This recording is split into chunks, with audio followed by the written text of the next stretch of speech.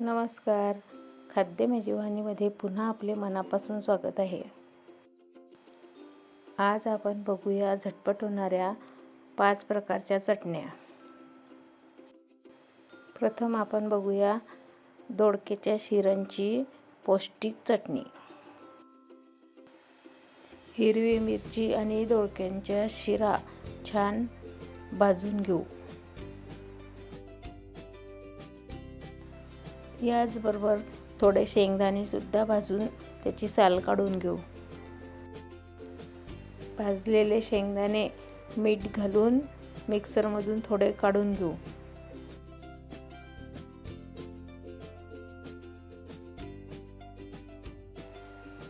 आता यामध्ये भाजलेल्या हिरव्या मिरच्या आणि दोडक्याच्या शिरा तसेच लसूण घालून थोडे फिरवून घेऊ. ही चटणी थोडी जाडसरच ठेवावी.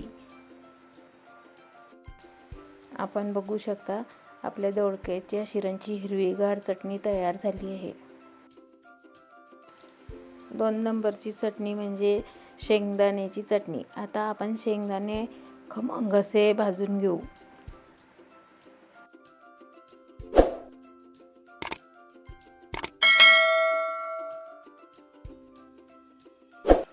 ही चटणी बनवण्यासाठी मी वाढलेल्या हिरव्या मिरच्या भाजून घेतलेल्या आहे. आता भाजलेल्या मिरच्या आणि शेंगदाणे तसेच चवीनुसार मीठ घालून मिक्सरमधून थोडे जाडसर काढून घेऊ.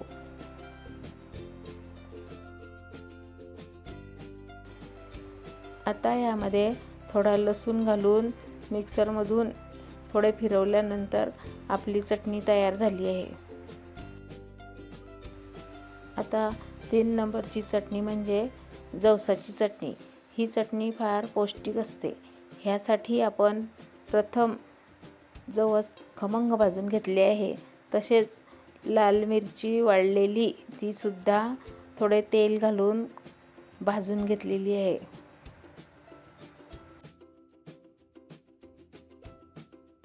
प्रथम भाजलेली मिरची मिक्सरमधून काढून घेऊ.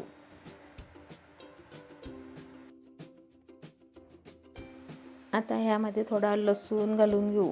लसूण अगोदर घातल्यास चटणी बारीक होत नाही.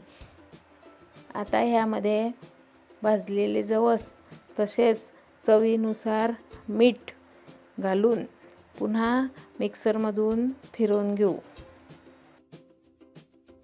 आपण बघू शकता आपली जवसाची पौष्टिक चटणी खाण्यास तयार झाली आहे.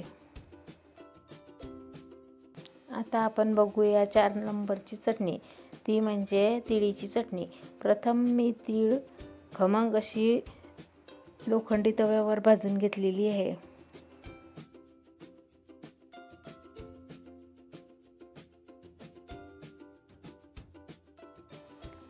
इथे आपण वाळलेली लाल मिरची खमंग अशी भाजून घेऊ. आपण भाजलेली मिरची मिक्सरमधून काढून घेऊ. नंतर ह्यामध्ये लसूण तसेच भाजलेली तीळ चवीनुसार मीठ घालून जाडसर काढून घेऊ.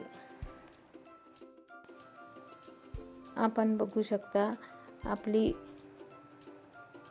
तिळीची चटणी तयार झाली आहे. आता आपण बघूया 5 नंबरची सुक्या खोबऱ्याची चटणी. प्रथम आपण खोबरे किसून लोखंडी तव्यावर लालसर होईपर्यंत भाजून घेऊ. यानंतर मिरची सुद्धा थोडे तेल घालून भाजून घेऊ.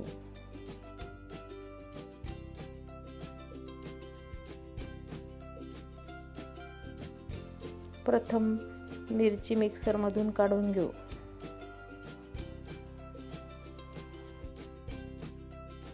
आता यामध्ये चवीनुसार मीठ, लसूण आणि भाजलेला खोबऱ्याचा खीस घालून पुन्हा मिक्सरमधून काढून घेऊ. आपण बघू शकता आपली हेल्दी खोबऱ्याची चटणी तयार झाली आहे। व्हिडिओ कसा वाटला कमेंट्स करून सांगा। आवडल्यास लाईक, सबस्क्राईब आणि शेअर करा। वेळात वेळ काढून व्हिडिओ बघितल्याबद्दल मी आपले मनापासून आभारी आहे।